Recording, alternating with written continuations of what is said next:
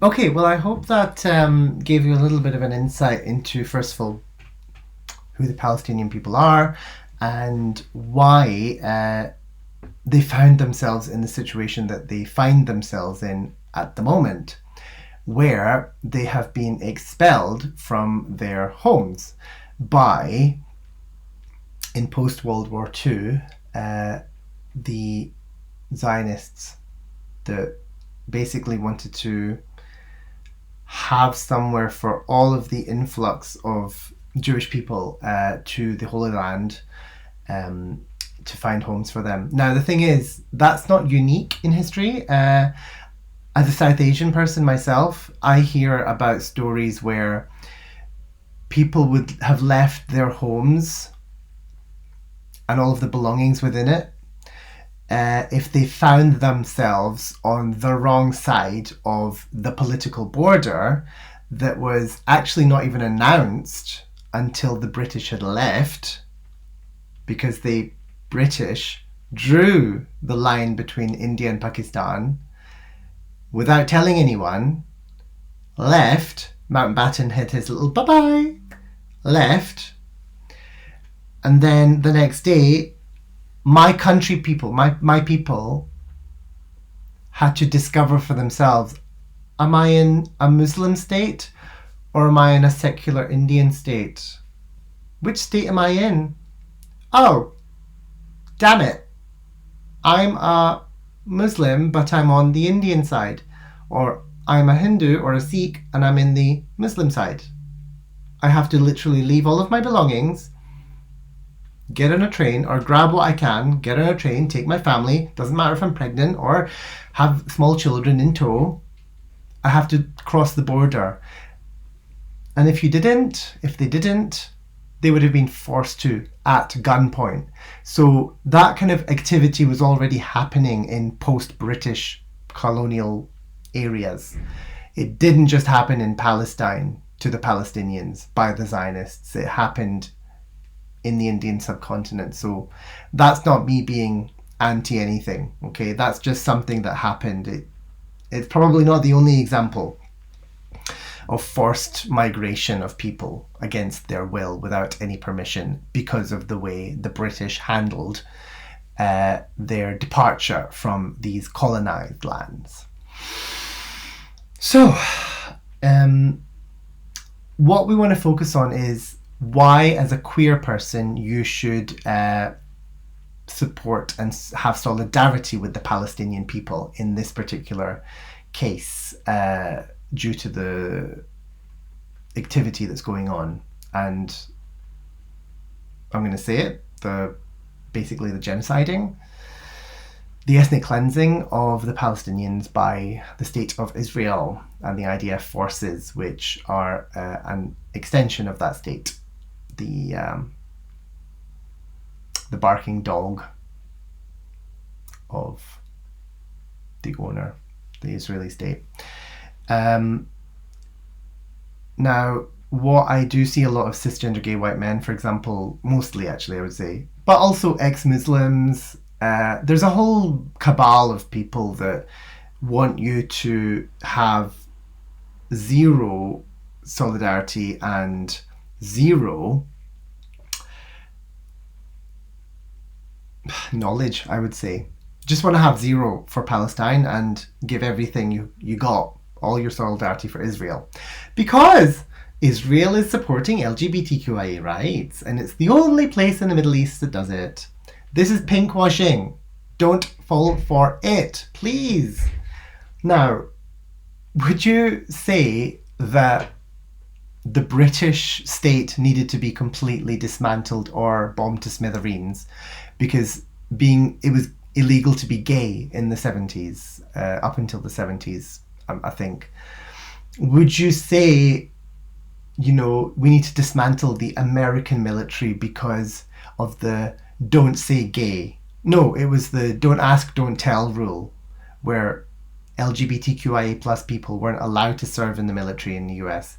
Would you say India, prior to legalizing same-sex love, should have been dismantled or should be dismantled or bombed to smithereens? No, because that's Ridiculous, completely ridiculous. So why is it okay to say Palestine should be bombed to smithereens because it's illegal to be gay there? Does not make sense, okay? They've not even been given a chance to enfranchise themselves politically, really. How can they have a chance to evolve past their homophobia, which, by the way, was implanted by Britain? British social mores, Victorian British social mores, called for making homosexuality and being gay illegal in the penal code of Singapore, India, Pakistan, Bangladesh, all the places, Malaysia, all the places where Britain had a hand in enacting laws. They introduced a penal code which disallowed gay men from having love. And you'll find them as commonly known as Section 377, I think it was Section 377 in India. All these, they always come with like the Section 377 code. So don't give me your reductive, ridiculous argument that there's no room for solidarity towards Palestine because as a gay person you wouldn't be allowed to live there, or you wouldn't be allowed to love there. No, I'm sorry, but that just does not fly, and please stop trying. It's not fair, okay? It's reductive, it's not fair, it's really, really, really callous. And I want to mention that as well as, for example, the Nazis persecuting gay people, there were high-ranking gays, like, for example, Ernst Röhm, who was the highest-ranking gay Nazi. So, I'm sorry, where does the logic go with that particular case? So, we hate the Nazis, obviously, for obvious reasons, and rightly so, and we condemn them, but there were gays high up in the Nazi regime enacting genocide against Jews. It ain't as simple as all that, is it? Thank you. Now you understand why there's a reason why we need to be skeptical when cis white gay men try to tell us, oh, you shouldn't be supporting Palestine because they wouldn't support you. It's like turkeys voting for Christmas. It's like, do you know what? I'm not even going to get angered by it. I'm not even going to bother going into it because it's silly. Now, where are we at now? If you've watched I hope you watched my previous video because this would not make much sense otherwise. What I want to also say is that Jews and Muslims have been in it together. When King Alfonso issued the edict, he expelled Jews and Muslims from Spain.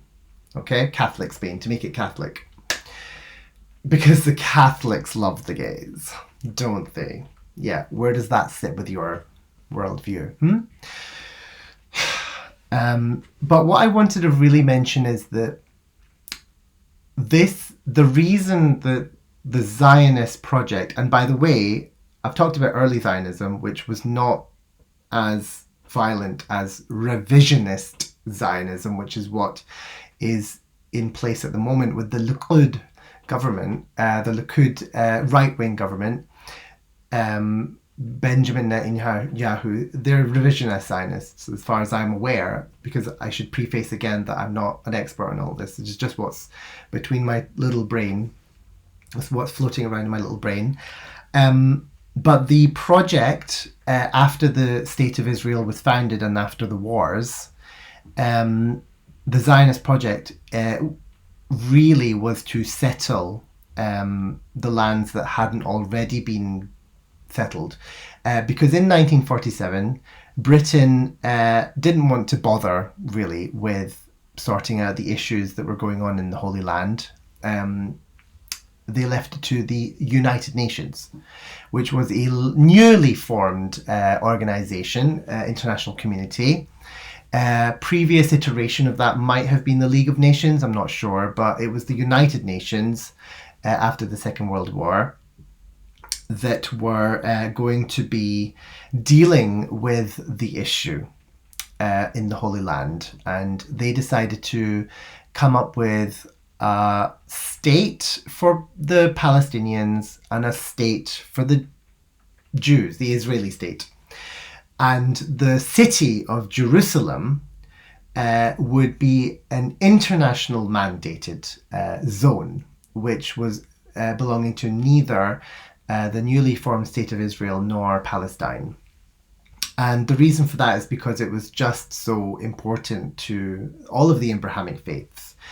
The only thing is that Jerusalem, this mandate, international mandate of Jerusalem, it lied completely within the state of Palestine, because the state of Palestine was formed by the UN drawing a little set of lines where they thought a lot of Muslims lived, or Palestinians lived, I should say. Sorry, actually not Muslims, sorry, Palestinians, because that included Bethlehem, which who are Palestinian Christians, that area for the state of Palestine.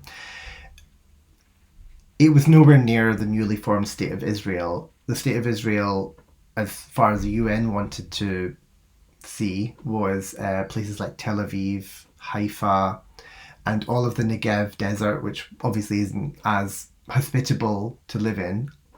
But it didn't really look great for Israel, I guess, to have that kind of small area and no access to Jerusalem. So I guess they weren't very best pleased with the UN plan, and I don't know if the Palestinians were happy or not. I don't really know.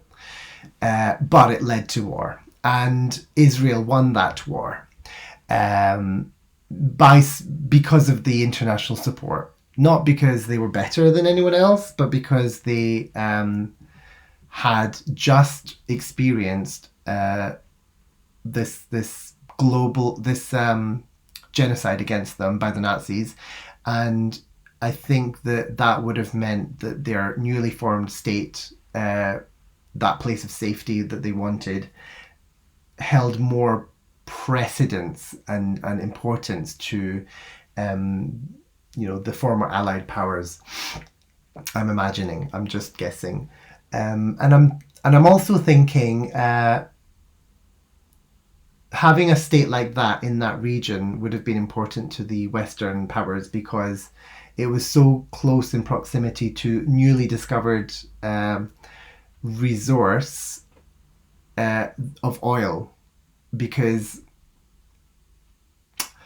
oil, fossil fuels, they haven't been discovered forever. Obviously, they only really kind of started to be known about around the start of the 20th century. So the Western powers wanted some friendly regime that could be in the area so that they could make sure that they could tap into their nice fossil fuel reserves, which by glint of natural history, there's a lot of in that region of the Middle East, not particularly in Palestine, but in that region.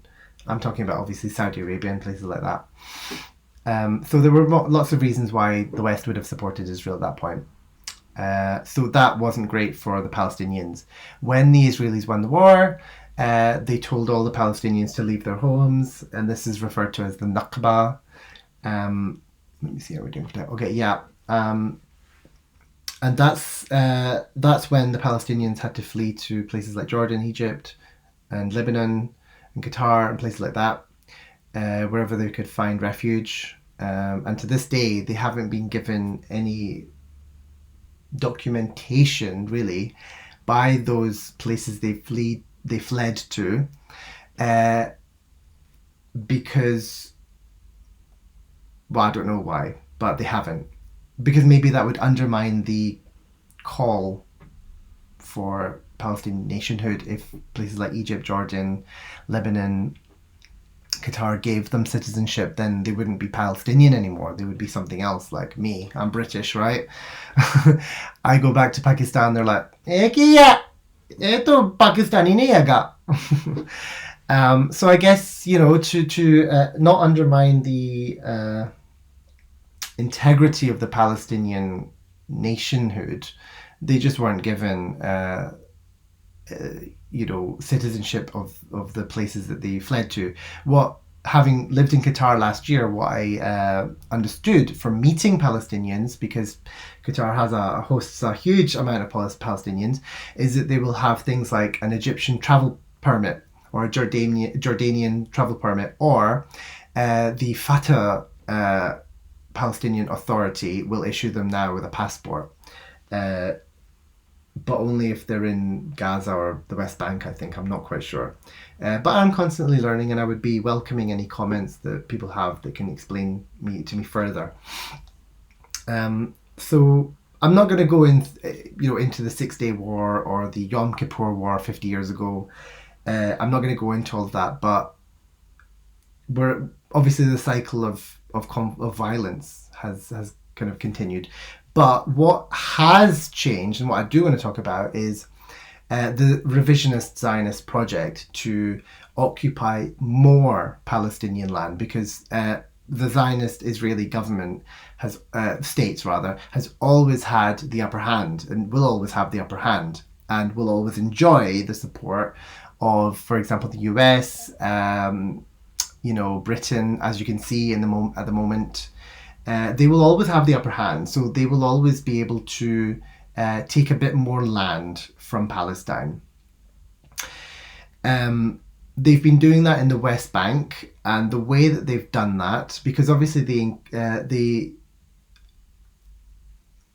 way that they've been, there's lots to talk about, but the way that they've been doing that is by building settlements on occupied land. And when I say occupied land, I'm talking about the state of Palestine as it is at the moment, after all the wars, and that constitutes the West Bank and the Gaza Strip. When I talk about occupied lands, I'm actually talking about the West Bank, which is much larger, and it's called the West Bank because it's on the west side of the Jordan River. So when you hear this saying, and I don't know if I can say it, from the river to the sea, Palestine, be free. So when that chant is said at protests and things like that, they're talking about the Jordan River to the Mediterranean Sea. They want that back, Palestine. That's all they're saying. It's not a call for the extermination of Jewish people like a lot of revisionist Zionist Israeli state actors will try to claim. It's not. I don't believe it, and I feel like it's down to interpretation, and I interpret it to mean they want their land back, which seems quite reasonable to me.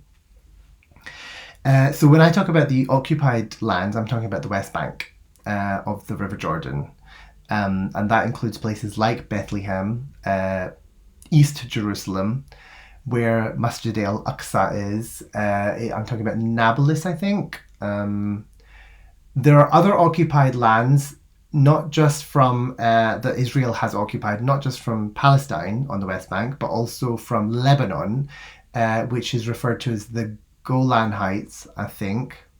I might be getting these confused. Sorry, do you know what? I think I've got that wrong.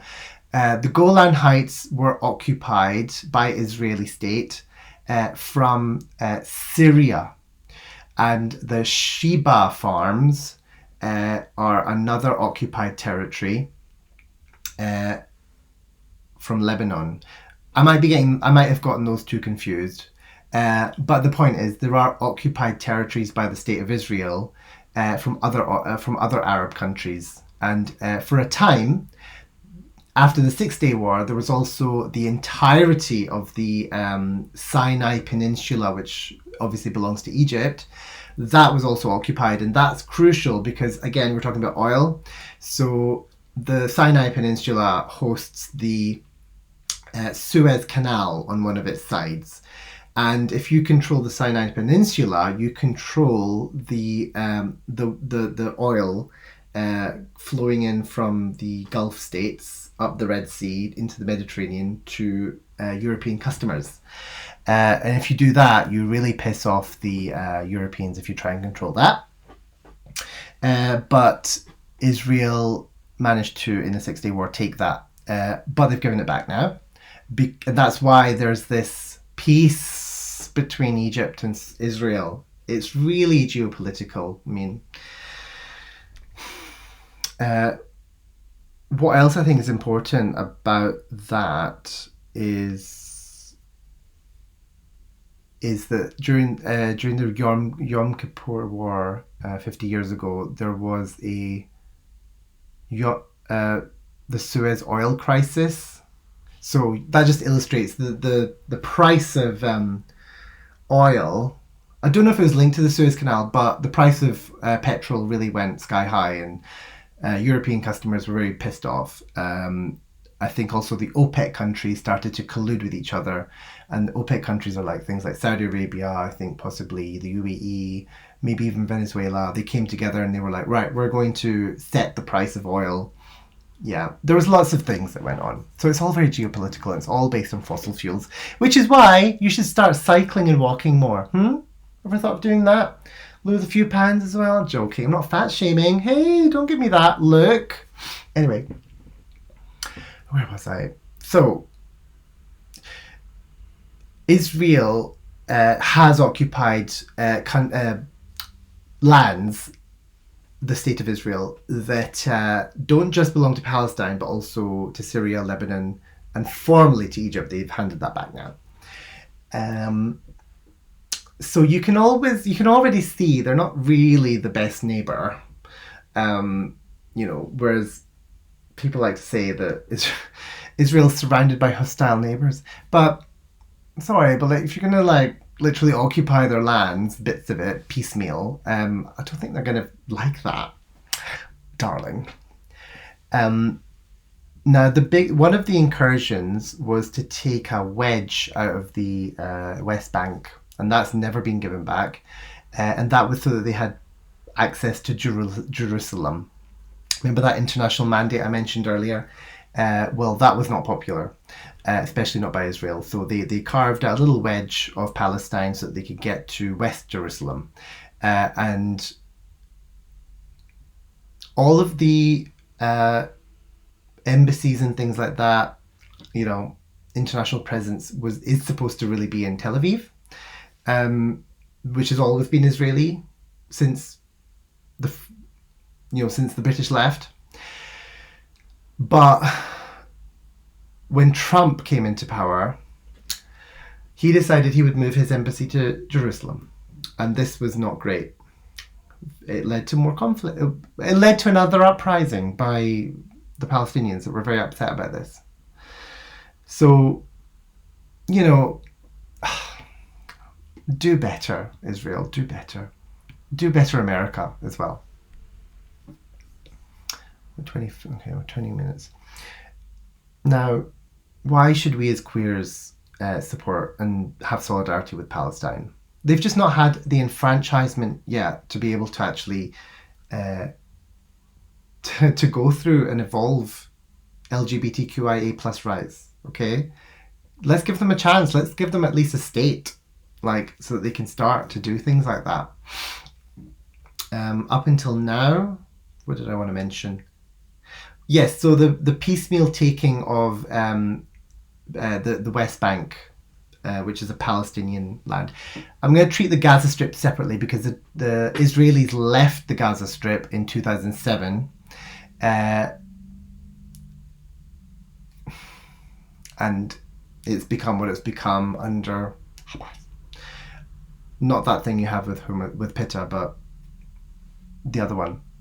So they have been their own little special case of Palestinian land. The West Bank, these revisionist Zionists, they want to occupy as much of that as they can, so they build settlements. They evict Palestinians from their homes and build nice, fresh little settlements there. And some of these revisionist Zionists that want to do that, these settlers, they're pretty sketchy. They're not nice people. But they enjoy the full support of the Likud government and IDF, as far as I'm aware, that protect them in their endeavour and their project to build these settlements in the West Bank. Now, the West Bank and Israel have a certain level of peace, I think. I think I see a handshake between Yasser Arafat and Benjamin Netanyahu. That's in my mind somewhere. But basically, the Fatah run West Bank enjoys a slightly different relationship to Israel than definitely Hamas run Gaza Strip. Now, what's happened now with this hostage taking in 2023? We're talking. I'm looking at is I'm thinking the people that lived near the Gaza border with Israel, they obviously, if you live somewhere that close to Gaza, you're at slightly more risk than if you live further into the Israeli state, like Tel Aviv, for example.